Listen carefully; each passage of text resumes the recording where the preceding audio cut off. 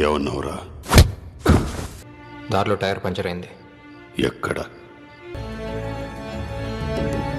నీ ఏం పీకుతున్నావు? మహిమ ఇంజెక్ట్ చేసి 2 రోజులు నా కసి తీర్చుకున్నా. Nobody ever says the word no to me.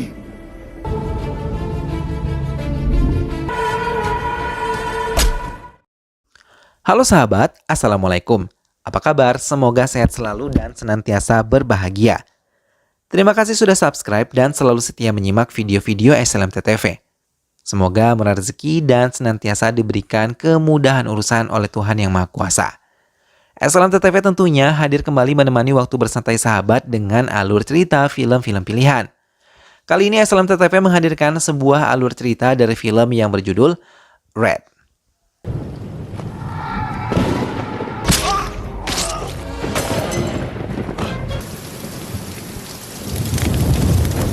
Torture, cruel, inhuman or degrading treatment is prohibited by the court of law. Raghbir Singh versus State of Haryana. Hadid Jail. Film ini mengisahkan tentang pemecahan sebuah misteri pembunuhan pemuda kaya yang dilakukan oleh 2 tersangka yang merupakan saudara kembar yang sejak kecil sudah saling membenci. Bagaimanakah kisah selengkapnya? Simak alur ceritanya berikut ini. Sebelum menyimak alur cerita filmnya, jangan lupa untuk selalu dukung SLMT-TV dengan cara klik like, komen, share, dan juga subscribe.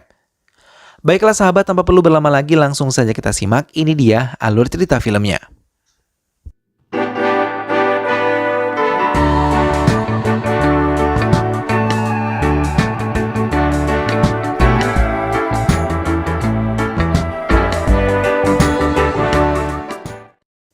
Siddharth menceritakan pada temannya tentang Mahima, seorang gadis cantik yang merupakan kepala kreatif di sebuah perusahaan yang terletak di apartemen lantai 10. Setiap hari Siddharth selalu berusaha mendekati Mahima yang sejak awal sudah menarik hatinya. Hingga suatu ketika ia memberanikan diri untuk mengajaknya ke sebuah kafe untuk menikmati segelas kopi. Shall we go out for a cup of coffee? Siddharth. Tanpa Siddharth sadari, Mahima pun telah mengetahui banyak tentang dirinya.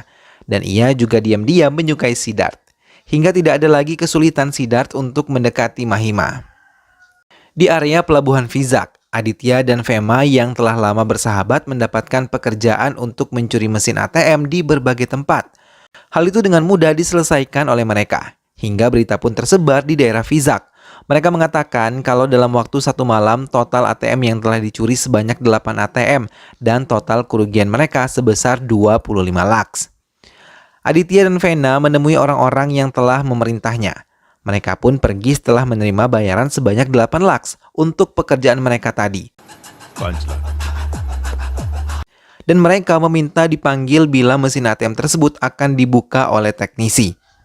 Usul mereka pun disetujui, namun mereka dikhianati dan mereka tidak dipanggil saat teknisi itu membuka pintu ATM untuk mengambil uang yang ada di dalamnya. Hal itu membuat orang-orang yang memerintah Vena dan Aditya menjadi marah. Namun kemarahan mereka malah dibalas oleh makian dari Aditya yang tahu mereka dikhianati hingga Aditya dan Vena memutuskan untuk tidak lagi menerima tawaran pekerjaan darinya. Siddharth yang sudah dekat dengan Mahima membuatnya selalu bahagia. Karena Mahima yang juga mencintainya mengajaknya untuk tinggal bersama. Tanpa ragu Siddharth menerima ajakan tersebut.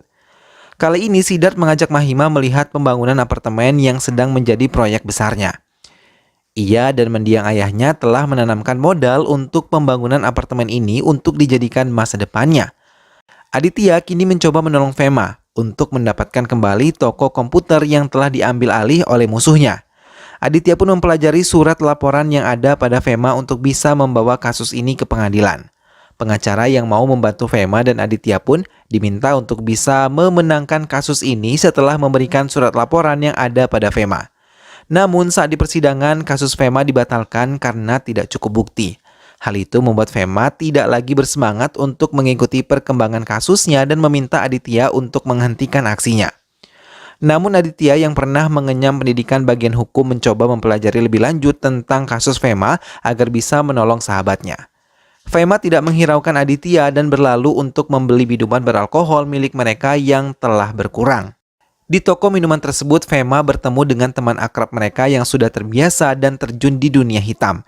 Ia mengingatkan Fema untuk berhati-hati agar menyimpan uang hasil rampokan mereka di mesin ATM, karena bila Aditya membawanya ke meja judi, ia bisa melupakan semuanya dan menghabiskan semua uangnya di meja tersebut.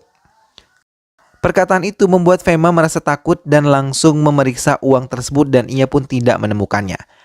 Dugaan mereka benar karena uang tersebut telah digunakan Aditya di meja judi.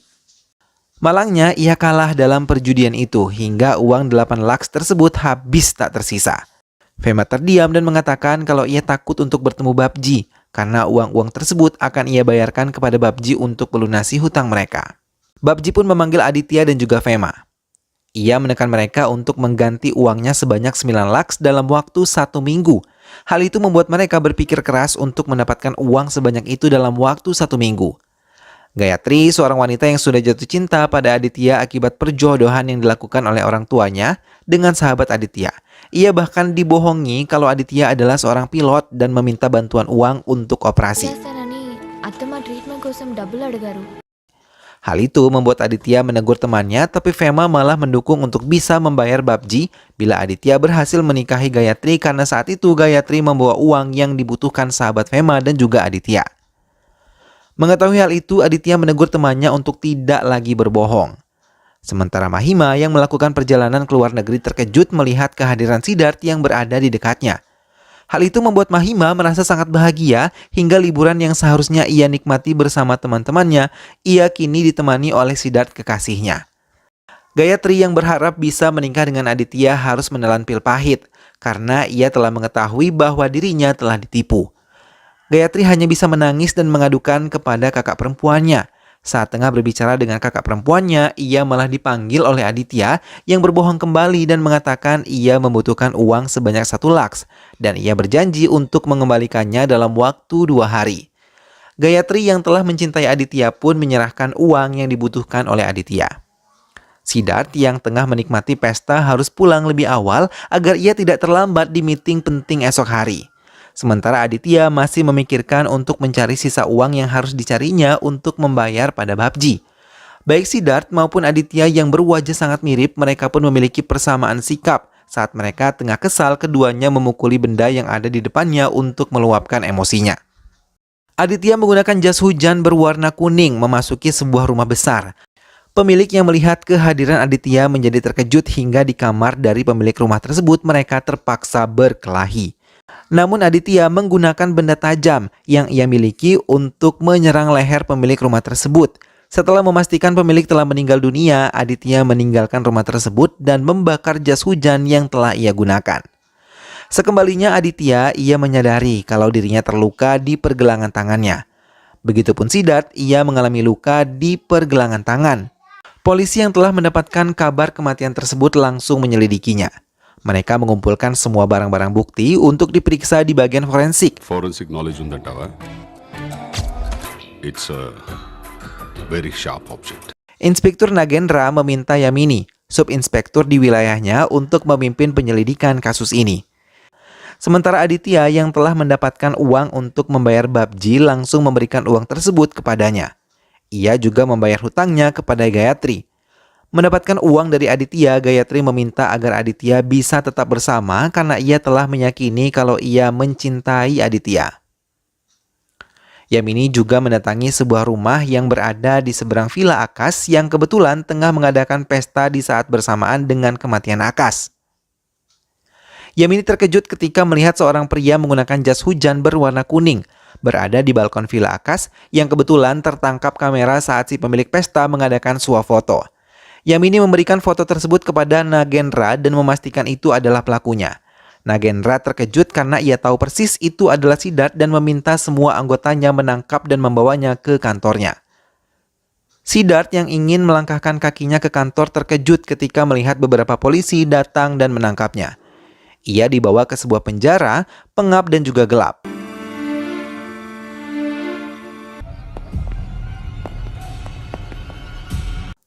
Saat malam hari, Nagendra datang dan menekan Siddharth untuk mengakui kesalahannya telah menghabisi Akas sambil memperlihatkan bukti foto Siddharth yang menggunakan jas hujan berwarna kuning. Namun Siddharth yang tidak merasa melakukan pembunuhan itu mengatakan alibinya kalau sekembalinya dari pesta ia terpaksa pulang lebih awal. Namun di perjalanan ban mobilnya kempes karena tidak memiliki dongkrak, ia pun harus menunggu lama untuk seorang mampu menolongnya. Hingga sampai di rumah sudah dini hari dan membatalkan meetingnya karena malah tertangkap oleh polisi sampai sekarang. Siddharth juga mengatakan kalau Nagendra memang sengaja mengusiknya karena dendam di masa lalu. Nagendra pun mengancam dan memastikan kalau ini adalah akhir dari karir sukses dari Siddharth. Anggota polisi yang lain pun menangkap Aditya karena ia mengemudi sepeda motornya dalam kondisi mabuk dan membawanya ke kantor polisi. Yamini dan anggota polisi yang lain di kantor polisi terkejut ketika melihat wajah Aditya sangat mirip dengan Siddharth. Begitupun Nagendra, namun ia memfokuskan kalau tetap ingin menghancurkan Siddharth dan memastikan keduanya tidak bertemu. Nagendra juga meminta untuk memisahkan ruangan mereka, karena ia yakin kalau salah satu dari keduanya adalah pelaku dan Nagendra meminta anggotanya menyiksa keduanya untuk tidak memberikannya minum sampai mereka berbicara jujur. Komisaris Sarati dipanggil untuk memberikan pendapat atas kasus ini. Ia memberikan saran kepada Nagendra kalau dirinya harus memiliki cukup bukti untuk membawa kasus ini ke pengadilan sampai hari Senin. అయితే ఇద్దరిలో ఒకడు అబద్ధం ఆడుతున్నాడు. సిద్ధార్థ, Aditya. Nagendra pun semakin keras menekan semua anggotanya termasuk Yamini agar Senin kasus ini bisa maju ke persidangan. Yamini pun menjalankan tugasnya. Ia terkejut ketika keduanya mengalami luka di tempat yang sama. Yamini juga mencari tahu tentang Akash. Ia meminta salinan panggilan telepon dari rekening dari Siddharth, Aditya dan juga Akash. Yamini pun melaporkan hasil penyelidikannya kepada Nagendra dan mengatakan ketiganya sama sekali tidak ada hubungannya. Bahkan gaya hidup Aditya dan Siddharth pun berbanding terbalik. Nagendra menekan Yamini untuk mencari tahu lagi supir taksi yang telah menolong Siddharth saat mengganti ban. Yamini pun terdiam dan merasa kalau Nagendra ingin sekali menjadikan Siddharth tersangka. Salah satu rekannya mengatakan kalau Nagendra merasa sangat kesal karena Siddharth adalah orang yang membantu putrinya melarikan diri dengan orang yang ia cintai. Padahal ia telah dijodohkan dengan pria sesuai dengan keinginan Nagendra. Hingga sampai saat ini Nagendra belum mengetahui keberadaan putrinya bersama pria yang dicintainya. Tak lama polisi bagian forensik menghubunginya dan mengatakan kalau ia menemukan bukti baru untuk mengetahui pelaku dari pembunuhan ini. Purus Tosman yang merupakan polisi forensik mengatakan menemukan rambut pelaku dan meminta Yamini mengirimi rambut Aditya dan Siddharth untuk diperiksa kembali oleh dirinya. Siddharth pun mencoba melarikan diri dari penjara yang menyiksanya. Ia menghajar semua penjaga yang berdiri di sepanjang lorong penjaranya. Aditya yang mendengar keributan melihat ke arah tersebut hingga ia terkejut melihat wajahnya mirip dengan Siddharth yang tengah berlari menghindari kejaran para polisi. Siddharth yang terjatuh tepat di hadapan Aditya pun terkejut melihat wajahnya yang sangat mirip dengan Aditya. Tapi tiba-tiba mereka saling menyerang hingga perkelahian pun terjadi. Polisi merasa kesulitan untuk melerai mereka, berulang kali mereka pun melerai namun mereka selalu mengalami kegagalan. Hingga akhirnya mereka berhasil melerai setelah semua porak-poranda.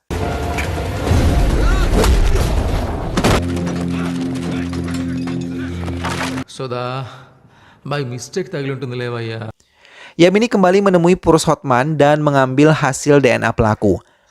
Namun keduanya terkejut saat Purus Tosman mengatakan kalau kedua rambut mereka memiliki DNA yang sama karena mereka adalah kembar identik. Namun Purus Tosman mengatakan kalau sidik jari keduanya berbeda, hingga keduanya pun mendatangi kembali kediaman Akash. Namun sesampainya di tempat itu tanpa sengaja Purus Tosman malah menghilangkan sidik jari yang menempel di tembok.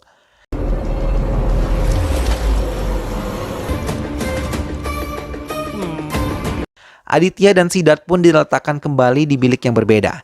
Mereka mulai menceritakan kalau keduanya adalah saudara kembar identik. Namun keduanya terpisah pasca orang tua mereka bercerai. Siddharth yang tinggal bersama ayahnya yang seorang pengacara, Aditya tinggal bersama ibunya yang merupakan seorang penjudi berat. Ia bahkan sering dibawa ke klub malam untuk menemani ibunya bermain judi tanpa memedulikan keadaan Aditya yang sangat kelaparan dan kehausan. Sejak ibunya meninggal dunia akibat bunuh diri, Aditya terpaksa tinggal bersama dengan Siddharth dan juga ayahnya. Namun Siddharth sering merasa terganggu pada sikap temperamental Aditya, Hingga kerap kali mereka bertengkar, bahkan Aditya pun mengikuti jejak ibunya. Kerap kali bermain judi, bahkan bisa lupa diri bila ia tengah berjudi. Ayahnya pun kerap kali murka ketika melihat Aditya yang selalu berjudi dan meninggalkan studinya di bagian hukum. Sejak kematian ayah mereka, Aditya menjadi terobsesi ingin menghancurkan Siddharth karena ia merasa iri dengan apa yang telah dimiliki oleh Siddharth yang tidak pernah ia miliki. Mereka pun saling membenci satu sama lain.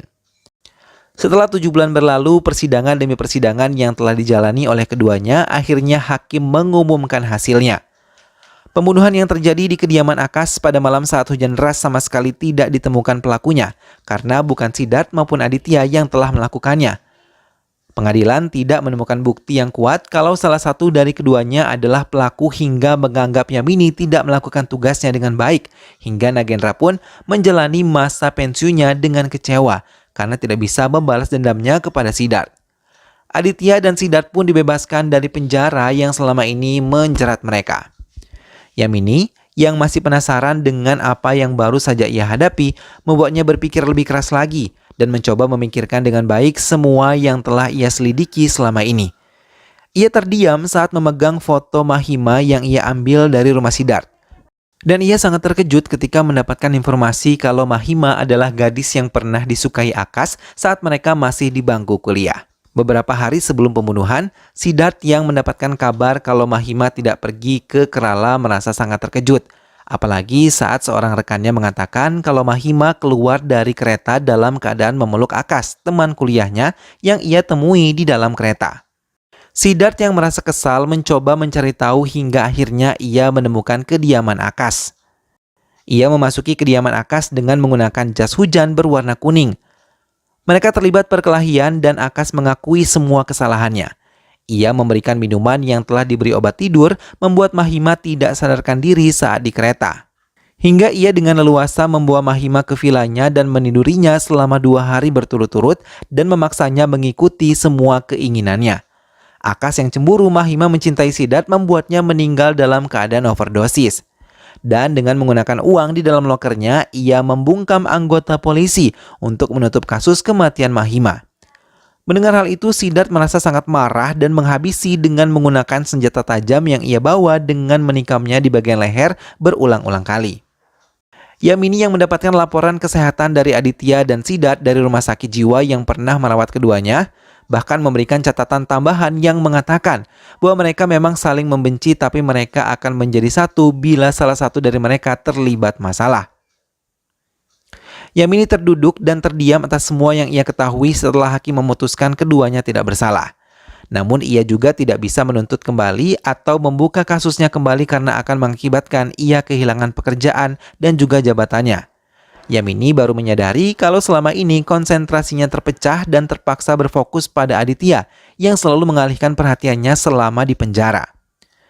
Siddharth dan Aditya pun bertemu di tepi pantai. Mereka memutuskan untuk menjalankan kehidupan mereka masing-masing. Aditya memutuskan untuk menikah dengan Gayatri dan menata hidupnya menjadi lebih baik lagi.